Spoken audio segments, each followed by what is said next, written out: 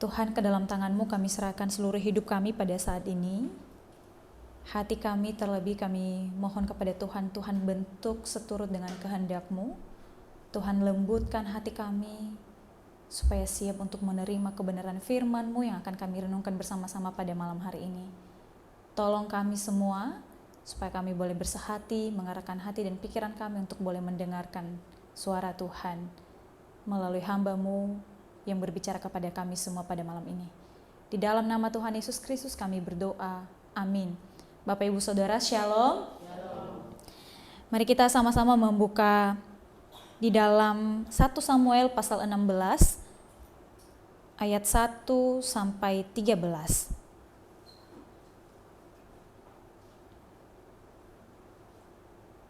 1 Samuel pasal 16 ayat 1 sampai 13, mari kita baca secara bergantian. Ayat pertama saya, ayat kedua Bapak Ibu Saudara sekalian, dan ayat 13 kita baca bersama-sama. Saya mulai dari ayat pertama. Berfirmanlah Tuhan kepada Samuel, berapa lama lagi engkau berduka cita karena Saul? Bukankah ia telah kutolak sebagai raja atas Israel? Isilah tabung tandukmu dengan minyak dan pergilah. Aku mengutus engkau kepada Isai orang Betlehem itu, sebab di antara anak-anaknya telah kupilih seorang raja bagiku.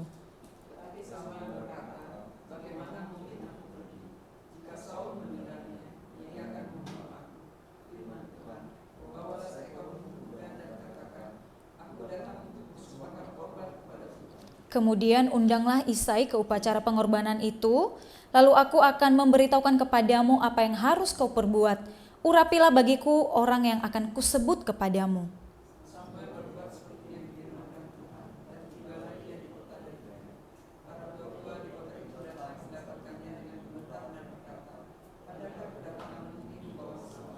Jawabnya, ya benar, aku datang untuk mempersembahkan korban kepada Tuhan. Kuduskanlah dirimu dan datanglah dengan daku ke upacara pengorbanan ini. Kemudian ia menguduskan Isai dan anak-anaknya yang laki-laki dan mengundang mereka ke upacara pengorbanan itu.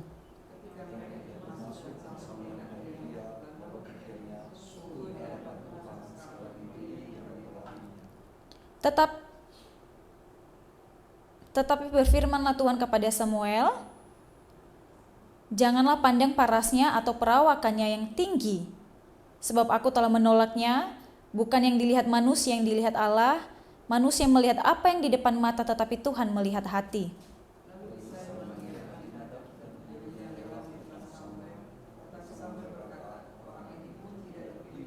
Kemudian Isai menyuruh Syama lewat, tetapi Samuel berkata, orang ini pun tidak dipilih Tuhan.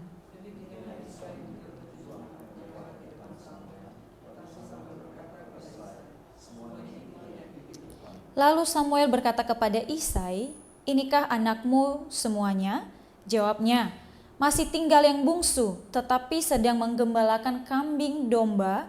Kata Samuel kepada Isai, suruhlah memanggil dia, sebab kita tidak akan duduk makan sebelum ia datang kemari.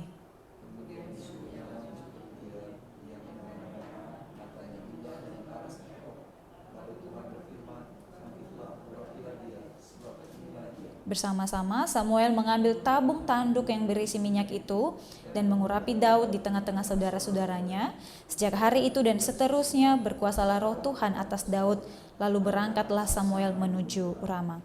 Bapak Ibu Saudara yang dikasihi Tuhan, bunyi-bunyi ya. Malam hari ini kita berbicara atau membahas satu tema, yaitu Tuhan melihat hati. Bapak Ibu Saudara yang dikasihi Tuhan, kekecewaan seringkali membuat seseorang terpuruk. Benar ya? Kehilangan pengharapan, kesedihan yang mendalam, dan ketidakmampuan untuk melihat bagaimana cara Tuhan bekerja di dalam kehidupannya. Ada orang yang sedang berada di dalam masalah yang saya temukan dalam waktu-waktu dekat ini. Saya sadar bahwa masalah yang dihadapinya cukup berat, dan itu membuat orang ini mengalami yang namanya kekecewaan. Bukan hanya kecewa dengan manusia yang membuat dia terluka, tetapi juga kecewa kepada Tuhan. Ia meninggalkan ibadah, sudah lama tidak beribadah kepada Tuhan. Kekecewaannya membuat dia mempertanyakan cara Tuhan bekerja di dalam kehidupannya. Ia berseru-seru kepada Tuhan, tetapi Tuhan seolah-olah tidak menjawab apa yang menjadi pergumulannya. Kesedihannya membuat matanya tertutup untuk melihat maksud Tuhan dan pertolongan-pertolongan Tuhan di dalam hidupnya. Bahkan yang cukup menyedihkan adalah kekecewaannya dengan Tuhan karena masalah yang sedang ia hadapi membuat ia kembali melakukan dosa-dosa yang sudah lama ia tinggalkan. Kekecewaan memang sering kali membuat seseorang kehilangan pengharapan. Kita membaca pada malam hari ini Nabi Samuel juga pernah berada dalam kondisi yang mengalami duka cita atau kekecewaan yang mendalam. Meskipun ia tidak melakukan dosa-dosa seperti orang yang saya sebutkan tadi. Tetapi ia mengalami kekecewaan atau duka cita yang mendalam. Begitu dalam duka cita yang dialami oleh Samuel. Mengapa ia berduka cita? Dijelaskan dengan sangat jelas di situ bahwa Samuel berduka cita karena Saul telah ditolak oleh Tuhan. Seorang raja yang diangkat oleh Tuhan sebagai respon atas permintaan bangsa Israel yang meminta seorang raja yang untuk memerintah atas mereka. Permintaan ini sebagai bentuk penolakan mereka terhadap pemerintahan yang teokratis. Di dalam 1 Samuel pasal 8 ayat 7, Allah berkata kepada Samuel bahwa dengarkanlah perkataan bangsa itu dan lakukanlah segala sesuatu apa yang menjadi permintaan mereka kepadamu. Sebab bukan kamu yang mereka tolak, tetapi akulah yang mereka tolak supaya jangan aku yang menjadi raja atas mereka. Allah menginginkan atau hati Allah bagi bangsa Israel adalah supaya mereka mengalami pemerintahan yang teokratis di mana Allah sendiri yang memimpin, Allah sendiri yang menjadi raja atas bangsa itu. Tetapi bangsa itu menginginkan sesuatu yang lebih daripada itu. Mereka menginginkan seorang raja yang terlihat di depan mata mereka, sosok manusia yang memimpin mereka, supaya mereka sama seperti bangsa-bangsa di dunia. Mereka lupa bahwa Allah telah memilih mereka, mengkhususkan mereka baginya, dan telah memimpin mereka mulai dari keluar dari Mesir, menyeberangi Laut Teberau, di padang gurun yang luar biasa itu, menghalau bangsa-bangsa di depan mereka dan menyediakan segala sesuatu yang mereka perlukan. Kalau kita berpikir sebagai manusia pada zaman sekarang ini, bukankah semuanya ini sebenarnya cukup, bahkan lebih dari kata cukup bagi bangsa itu untuk bergantung kepada Allah sepenuhnya dan tunduk pada pimpinannya. Tetapi Bapak Ibu Saudara, mereka menginginkan sesuatu yang lebih daripada itu. Maka Allah berkata bahwa bukan Samuel yang mereka tolak, tetapi Allah lah yang mereka tolak untuk memerintah di tengah-tengah mereka. Lalu apa yang terjadi Bapak Ibu Saudara? Di pasal-pasal sebelumnya dijelaskan bahwa Allah mengangkat Saul menjadi raja atas bangsa itu, sesuai dengan permintaan mereka. Seorang yang gagah perkasa, seorang yang tingginya semampai, lebih tinggi dari orang-orang yang ada di sekitarnya. Tetapi lihat, raja yang mereka minta itu, yang Tuhan turuti itu kepada mereka, justru mengalami kegagalan di dalam hidupnya. Saul gagal mengikuti perintah Tuhan, dan ia menjadi raja yang tidak berkenan di hadapan Tuhan. Ia melakukan yang tidak berkenan di hadapan Tuhan. Ia mempersembahkan korban bakaran yang bukan tugasnya sebagai seorang raja. Ia membawa rakyatnya jatuh ke dalam dosa. Ia melakukan apa yang jahat di mata Tuhan. Maka apa yang terjadi? Tuhan menolak Saul. Dengan segala sesuatu yang terjadi kepada Saul sebagai raja yang diminta oleh bangsa Israel, Samuel begitu kecewa. Samuel begitu berduka cita. Ia merasakan segala kegagalan yang dialami oleh Raja Saul. Karena kegagalan yang dialami oleh Saul adalah kegagalan bangsanya juga. Dan itu membawa petaka, membawa kehancuran di tengah-tengah bangsa Israel. Karena Samuel sebelumnya telah mengingatkan bahwa jika engkau sungguh-sungguh taat kepada Tuhan, beribadah kepadanya dengan sungguh-sungguh, melakukan perintahnya, maka engkau dan rajamu akan berkenan di hadapan Tuhan. Tetapi bila tidak, maka engkau tidak akan berkenan di hadapan Tuhan. Tuhan akan menolak engkau, bahkan rajamu sekalipun. Samuel sebagai seorang Allah di tangan Tuhan pada waktu itu begitu berduka cita mengalami, melihat segala sesuatu yang sedang terjadi di tengah-tengah bangsanya. Seorang raja yang dikagumi, seorang raja yang mereka minta mengalami kegagalan. Tetapi Tuhan tahu apa yang dialami oleh Samuel. Tuhan tahu kesusahan Samuel. Tuhan mengerti duka cita yang dirasakan oleh Samuel. Maka Allah berfirman kepadanya dan berkata, berapa lama lagi engkau berduka cita? Bangunlah, isilah tabungmu dan pergilah. Aku mengutus engkau kepada Isai orang Betlehem itu. Sebab di antara anak-anaknya telah kupilih seorang raja bagiku. Bapak ibu saudara ini kasih Tuhan, rupa-rupanya Tuhan telah memiliki rencana yang jauh lebih besar untuk masa depan Israel. Dan untuk pekerjaan Tuhan itu sendiri di tengah-tengah bangsa Israel. Tuhan mengarahkan Samuel terhadap rancangan-rancangan Tuhan yang besar itu. Bukan membiarkan dia berlarut-larut dalam kekecewaan dan duka citanya. Saul gagal memang. Saul adalah raja yang gagal. Tetapi rencana Tuhan atas Israel tidak pernah gagal dan tidak dapat gagal. Saul gagal dan Tuhan telah menolak Saul karena kegagalannya. Tetapi pekerjaan Tuhan harus terus berjalan. Kegagalan manusia tidak dapat menjadi penghambat ataupun penghalang untuk pekerjaan-pekerjaan Tuhan.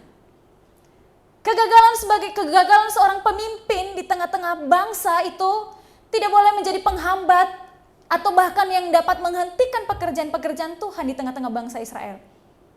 Kegagalan-kegagalan pemimpin-pemimpin di tengah-tengah gereja tidak mampu menghentikan pekerjaan-pekerjaan Tuhan di tengah-tengah dunia ini. Dan Tuhan selalu punya cara untuk melaksanakan kehendaknya dengan cara apapun itu yang Tuhan sudah siapkan. Allah selalu mempunyai cara untuk menggenapi segala rancangannya. Kegagalan manusia tidak boleh menjadi penghambat untuk itu.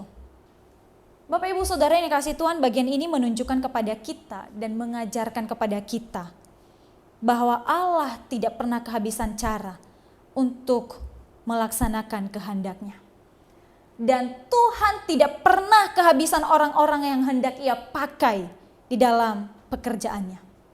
Meskipun saya gagal sebagai seorang hamba Tuhan, tapi pekerjaan Tuhan tidak berhenti hanya karena saya gagal. Meskipun pendeta Rosa gagal sebagai pemimpin misalnya di tempat ini, tetapi bukan berarti pekerjaan Tuhan akan berhenti karena kegagalannya. Meskipun guru Injil Budiman mungkin mengalami kegagalan atau bahkan guru Injil Jason mengalami kegagalan dalam pelayanan di gereja ini misalnya, yang lebih dekat dengan kita. Pekerjaan Tuhan di tempat ini tidak akan berhenti karena kegagalan manusia. Oleh karena itu setiap kita yang dipercayakan Tuhan suatu pekerjaan atau pelayanan, mari kita lakukan dengan sepenuh hati. Karena bukan hanya kita saja orang yang akan dipakai oleh Tuhan. Banyak orang yang akan dipilih, diangkat, dan dipakai oleh Tuhan.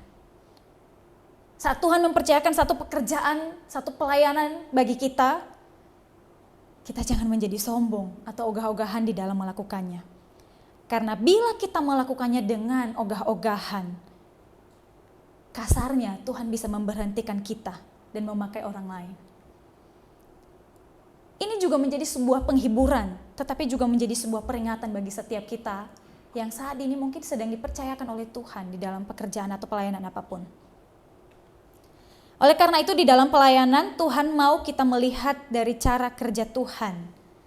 Sebab semua hal yang kita kerjakan di dalam pelayanan adalah pekerjaan Tuhan, dari Tuhan dan untuk Tuhan, bukan untuk kita. Tuhan mengajar Samuel untuk melihat bagaimana cara Tuhan bekerja. Saat Saul gagal, Tuhan berkata kepada Samuel bahwa aku telah menentukan, memilih seseorang yang akan aku angkat menjadi raja bagiku. Bapak ibu saudara, bila kita mengalami suatu hal yang mengecewakan dalam hidup ini seperti yang dialami oleh Samuel, Tuhan juga mengajarkan kepada kita untuk tidak berlarut-larut dalam duka cita. Tetapi mengarahkan hati kita kepada cara Tuhan bekerja. Karena Tuhan tidak pernah kehabisan cara untuk memberikan pertolongan Maka poin pertama yang kita pelajari pada malam hari ini adalah Tuhan selalu punya cara untuk melaksanakan kehendaknya. Tuhan tidak pernah kehabisan cara. Tuhan juga tidak pernah kehabisan orang-orang yang akan Dia pakai untuk mengerjakan pekerjaannya. Maka yang kedua adalah mari melihat dan menilai seperti cara Tuhan melihat dan menilai. Bapak Ibu Saudara yang dikasihi Tuhan, banyak orang mengeluh karena merasakan betapa sulitnya mencari pekerjaan di negeri kita. Satu berita yang membahagiakan bagi saya pada sore hari ini adalah ketika saya mendengar satu kabar bahwa ada seorang anak muda, pemuda di gereja kita yang sudah dapat pekerjaan, dan saya happy sekali ya mendengarkan berita itu karena ini pergumulan yang sudah sangat panjang beberapa kurang lebih 2 tahun belakangan ini. Sudah dapat pekerjaan. Tapi banyak orang yang mengeluh betapa sulitnya mencari dan mendapatkan pekerjaan di negara kita. Kadang ada lowongan pekerjaan tapi kriteria atau persyaratannya kadang-kadang tidak masuk akal Bapak Ibu Saudara. Ya mungkin bagi kita yang sudah mendapatkan pekerjaan atau bahkan yang menyediakan lapangan pekerjaan itu mungkin tidak terlalu merasakan hal yang seperti ini. Tetapi bagi mereka yang berjuang untuk memperoleh pekerjaan ini adalah suatu hal yang sangat-sangat mengesalkan bagi mereka. Salah satu syarat-syarat yang kadang-kadang muncul atau bahkan sering kali muncul di dalam persyaratan lowongan pekerjaan adalah berpenampilan menarik. Kalau berpenampilan menarik yang dimaksud hanya berbicara tentang kerapian gitu ya, mungkin orang itu akan berjuang untuk tampil rapi setiap harinya. Tetapi seringkali yang terjadi adalah penampilan yang dimaksud adalah berbicara tentang paras, perawakan. Seringkali berbicara tentang warna kulit, berbicara tentang rambut, kerapian, kecantikan, gantengnya. Dan orang seringkali melihat itu. Kadang-kadang orang juga mengukurnya dari tinggi badan. Seolah-olah yang hanya layak mendapatkan pekerjaan dan memperoleh uang, ialah mereka-mereka yang memiliki wajah yang cantik dan ganteng. Mereka memiliki tinggi 160 di atas seperti saya yang 150 pas, tidak layak seolah-olah seperti itu. Rasa-rasanya aneh Bapak Ibu Saudara ya. Kalau kita lihat seperti itu di zaman sekarang. Tetapi nyatanya itu terjadi di tengah-tengah bangsa kita. Dan banyak orang yang mengalami kesulitan karena kriteria-kriteria seperti itu. Kadang juga batasan umur. Batasan umur ada yang bilang bahwa oke lah kalau batasan umurnya 50 ke atas masih mungkin sedikit masuk akal. Tapi yang sering kali terjadi adalah batas umurnya adalah minimum 30 atau 35 sampai 35 atau bahkan ada yang bilang 25 sampai 30. Seolah-olah usia di atas itu tidak layak mendapatkan pekerjaan. Padahal usia-usia yang seperti itu adalah usia-usia produktif dan yang sangat membutuhkan yang namanya pekerjaan dan pemasukan untuk penghidupannya. Tetapi itulah yang terjadi. Kadang-kadang skill, kemampuan hanyalah nomor sekian. Yang penting kamu punya visual yang baik ya, penampilan yang menarik, maka kamu akan aman. Bapak Ibu Saudara, betapa manusia hanya mementingkan apa yang terlihat di luar saja. Dan betapa sering manusia mengalami kegagalan karena hanya melihat apa yang ada di luar.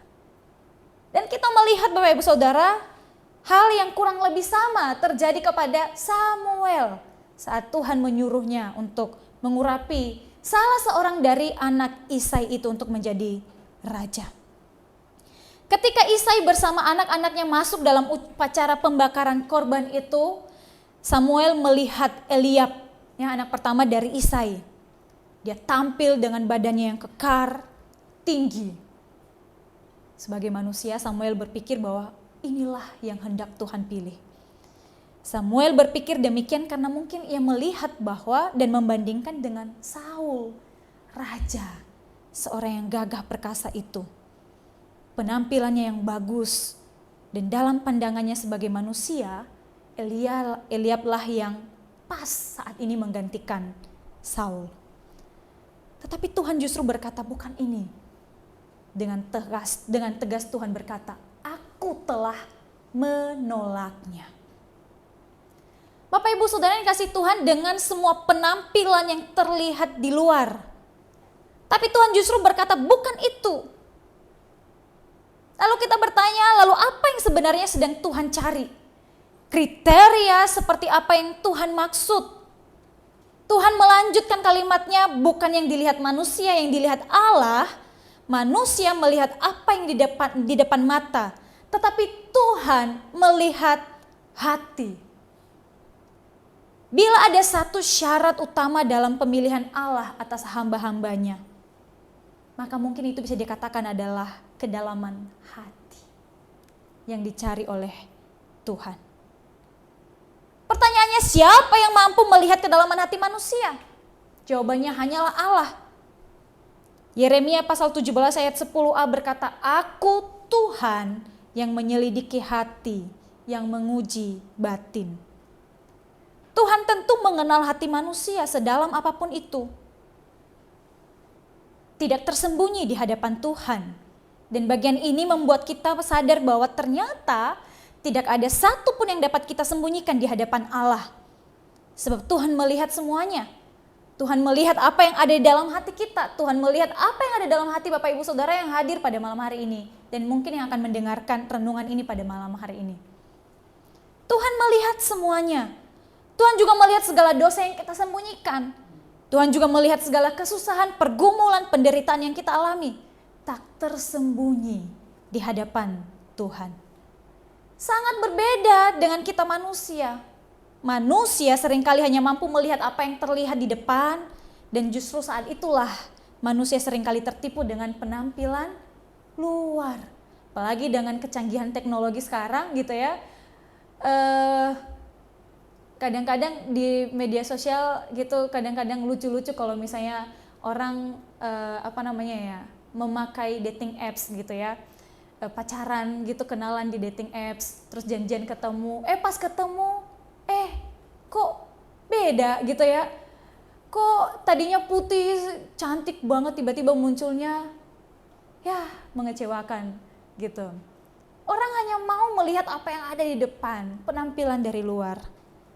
Ya, betapa seringnya manusia hanya mampu melihat apa yang ada di depan matanya.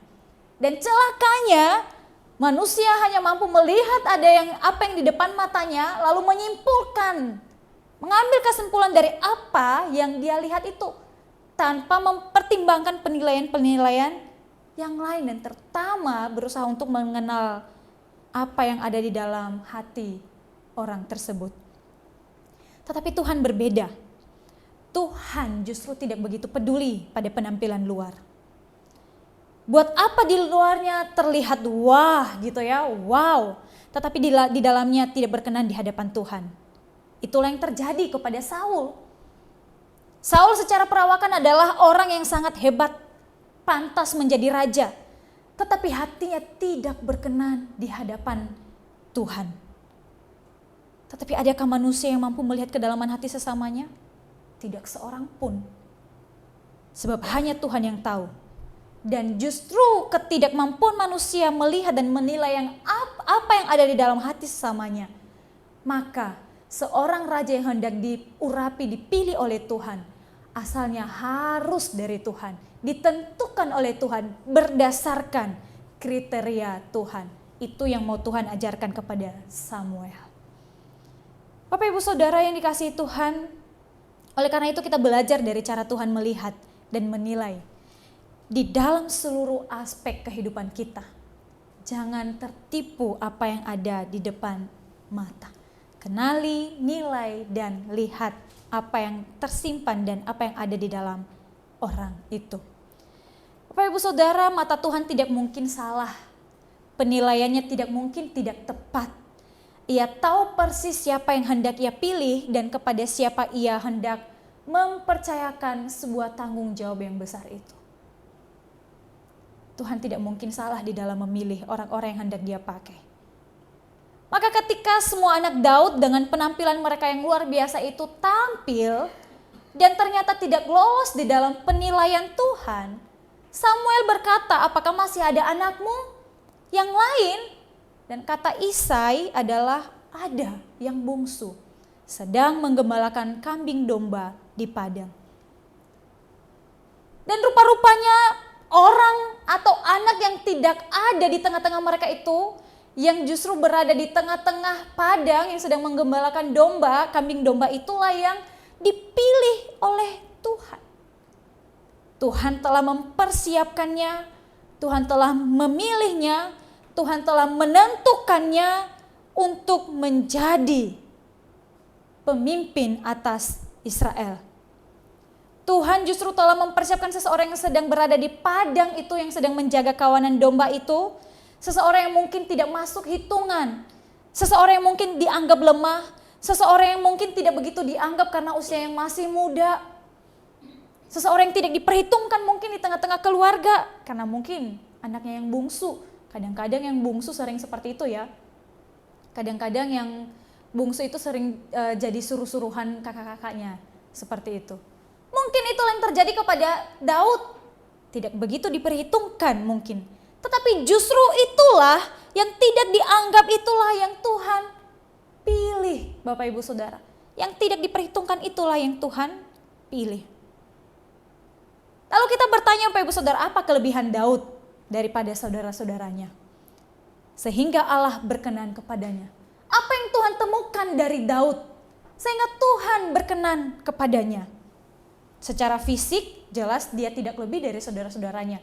Walaupun di ayat 12 dikatakan di situ bahwa matanya indah, dia kemerah-merahan, parasnya elok. Tetapi mungkin secara tinggi badan dia tidak lebih dari saudara-saudaranya. Secara hal yang lain dia tidak lebih dari saudara-saudaranya. Saudara-saudaranya lebih daripada dia. Tetapi justru dia yang dipilih oleh Tuhan. Kenapa? Karena Tuhan menemukan hati yang luar biasa di dalam Daud. Itulah yang Tuhan cari dan Tuhan temukan. Samuel mencari apa? Samuel mencari orang yang tipe pejuang. Seseorang yang mirip Saul di dalam penampilan. Tetapi Tuhan mencari yang lain, yang itu hati yang mengasihi Allah. Bapak Ibu Saudara, kita pasti tahu Daud dikenal sebagai orang, bukan hanya sebagai seorang pemberani gitu ya. Kecil-kecil cabai rawit bukan hanya itu. Tetapi terlebih sebagai seorang yang mengasihi Allah, bergaul dengan Allah. Kita pasti membaca di dalam Mazmur yang ditulis oleh Daud dengan begitu luar biasa. Bagaimana kebergantungannya kepada Tuhan. Bagaimana hatinya kepada Tuhan. Bagaimana ia mengasihi Tuhan. Kita melihat bahwa di dalam seluruh kemasyurannya setelah dia diangkat menjadi raja, itu tidak membuatnya menjadi sombong. Ia tetap tunduk kepada Allah. Di dalam seluruh pergumulan yang dia alami di dalam hidupnya, ia tetap mengandalkan Tuhan. Meskipun ia telah mengalami banyak keberhasilan di dalam hidupnya. Kenapa? Karena hatinya yang mengasihi Tuhan. Ia tidak hanya mengasihi Tuhan dalam hidupnya Bapak Ibu Saudara, tetapi juga ia mengasihi sesamanya. Kita melihat ya, berikutnya apa yang terjadi kepada Daud dan Saul. Ketika Saul memburu nyawa Daud, ia tetap menghormati Saul. Kenapa? Karena ia tahu Saul adalah raja. Saul adalah pemimpinnya. Saul adalah yang dipilih oleh Tuhan. Kalau kita yang ada di posisi Daud pada hari itu, apa yang akan kita lakukan?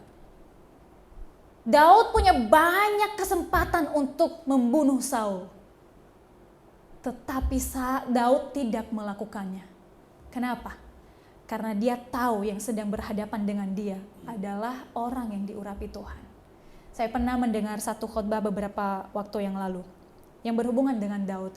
Dia berkata demikian, bahwa di tengah-tengah terjepit yang dialami oleh Daud karena Saul memburu hidupnya, ia tetap menyuruh bangsa Israel atau orang-orang yang mengikuti dia untuk tetap menghormati raja yang kurang ajar itu.